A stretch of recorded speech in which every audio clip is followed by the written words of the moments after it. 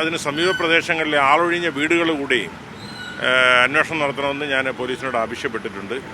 വ്യക്തമായ സൂചനകളൊന്നും ഇല്ലാത്തതുകൊണ്ട് പ്രത്യേകിച്ച് ഏതെങ്കിലും ഒരു ദിശയിലേക്കല്ല അന്വേഷണം നടക്കുന്നത്. എല്ലാ മേഖലകളും എല്ലാ സാധ്യതകളും ഉപയോഗിച്ചുകൊണ്ടുള്ള അന്വേഷണമാണ് ഇപ്പോൾ നടക്കുന്നത്. CCTV ദൃശ്യങ്ങളെ കേന്ദ്രീകരിച്ചുകൊണ്ട് അന്വേഷിക്കാനുള്ള പരിശ്രമം നടത്തിക്കൊണ്ടിരിക്കുന്നു. പോലീസ് നന്നായിട്ട് തന്നെ അന്വേഷണം ഊർജിതപ്പെടുത്തിയിട്ടുണ്ട്.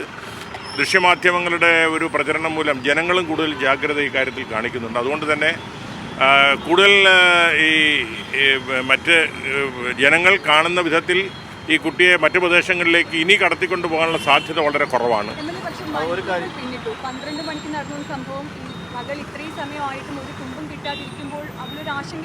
പാതിരാത്രിയോടെയാണ് ഈ സംഭവം നടന്നിരിക്കുന്നത്. ഞാൻ ആ പ്രദേശത്ത് ചെന്ന് കണ്ടു. അത് വളരെ വിജനമായൊരു സ്ഥലമാണ്, സിറ്റിയുടെ ഹൃദയഭാഗമാണെങ്കിലും. കാരണം ഈ ആളൊഴിഞ്ഞ പ്രദേശം എന്ന് പറയുമ്പോൾ തൊട്ട് വടക്ക് വശത്ത് ഓൾ സെയിൻസ് കോളേജിൻ്റെ മതിൽ, തെക്ക് വശത്ത് ബ്രഹ്മോസിൻ്റെ മതിൽ, കിഴക്ക് വശത്ത് റെയിൽവേ ട്രാക്ക്, പടിഞ്ഞാറ് വശത്താണെങ്കിൽ മെയിൻ റോഡും അതിനോട് ചേർന്ന് എയർപോർട്ടിൻ്റെ മതിലും. അപ്പോൾ തൊട്ടടുത്ത് തന്നെ വീടുകളില്ലാത്തതിൻ്റെയും ആൾപ്പാർപ്പില്ലാത്തതിൻ്റെയും ഒരു അഡ്വാൻറ്റേജ് കുട്ടിയെ തട്ടിക്കൊണ്ടുപോയ ആളുകൾക്കുണ്ട്. എന്ന് മാത്രമല്ല, ഈ വീട്ടുകാർക്ക് തന്നെ വ്യക്തമായ സൂചനകളൊന്നും തന്നെ കൃത്യമായി നൽകാൻ കഴിയാത്തതിൻ്റെ ഒരു പ്രശ്നവുമുണ്ട്. ഇതിൻ്റെ മധ്യയാണ് അന്വേഷണം ആരംഭിച്ചിരിക്കുന്നത് എന്നുള്ളത് നമ്മൾ മനസ്സിലാക്കണം. അപ്പോൾ പരിമിതികളേറെയുണ്ട്. അന്യഭാഷക്കാരാണ്, അപ്പോൾ അതിൻ്റെ പരിമിതികളുണ്ട്. അങ്ങനെ വ്യക്തമായ സൂചനകൾ നൽകാൻ കഴിയാത്തതിൻ്റെ ഒരു പോരായ്മയുമുണ്ട്. പക്ഷെ എങ്കിലും പോലീസ് ഡോഗ്, അതുപോലെ തന്നെ നമ്മുടെ CCTV ദൃശ്യങ്ങൾ, പിന്നെ സമീപ പ്രദേശങ്ങളിലെ വീടുകൾ എല്ലാം കേന്ദ്രീകരിച്ചുകൊണ്ടുള്ള അന്വേഷണമാണ് നടക്കുന്നത്. നിലവിൽ ബ്രഹ്മോസിന്റെ ഭാഗത്തുനിന്ന് CCTV ദൃശ്യങ്ങൾ ലഭിച്ചിട്ടുണ്ടെന്നാണ് പറഞ്ഞത്. അപ്പോൾ അതിലേതെങ്കിലും തരത്തിൽ സംശയകരമായ എന്തെങ്കിലും ദൃശ്യം കിട്ടിയിട്ടുണ്ടോ? ആരെങ്കിലും അങ്ങനെ കണ്ടെത്താൻ പറ്റിയിട്ടുണ്ടോ? ഞാൻ പോലീസുമായിട്ട് സംസാരിച്ചു. പുറത്തു വിടാൻ കഴിയുന്ന വിധത്തിലുള്ള യാതൊരു വിവരം ഇപ്പോൾ പോലീസിനില്ല. ചില സൂചനകൾ സ്വാഭാവികമായിട്ട് CCTV ദൃശ്യങ്ങൾ പരിശോധിക്കുമ്പോൾ അവർ കിട്ടും. പക്ഷേ അതൊരു നിഗമനത്തിലേക്ക് എത്താൻ കഴിയുന്നതല്ല. അതിൻ്റെയൊക്കെ ചൂട് പിടിച്ചാണ് അന്വേഷണങ്ങൾ വ്യാപിപ്പിക്കുന്നത് പോലീസ്.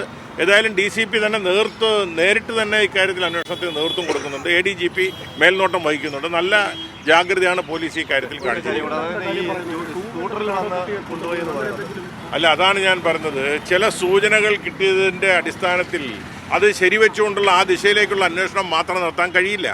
കാരണം അവ്യക്തതകളുണ്ട്. അപ്പോൾ അതുകൊണ്ട് വ്യക്തമായ ഒരു തെളിവോ അല്ലെങ്കിൽ വ്യക്തമായ ഒരു വിവരമോ നൽകാൻ അവർക്കും കഴിയുന്നില്ല എന്നുള്ളതിൻ്റെ പരിമിതികളുണ്ട്. അതാണ് സമീപ ജില്ലകളായ കൊല്ലം, കന്യാകുമാരി ജില്ലകളിലെ പോലീസിനെയും അലർട്ട് ചെയ്തിട്ടുണ്ടെന്നുള്ളതാണ് ADGPയുമായി സംസാരിച്ചപ്പോൾ എനിക്ക് മനസ്സിലാക്കാൻ കഴിഞ്ഞത്. അപ്പോൾ അങ്ങനെയുള്ള എല്ലാ സാധ്യതകളിലും അന്വേഷണത്തിന്. കുടുംബം എത്ര കാലമായിട്ട് ഇവിടെ ഉണ്ടെന്നാണ് പറഞ്ഞത്?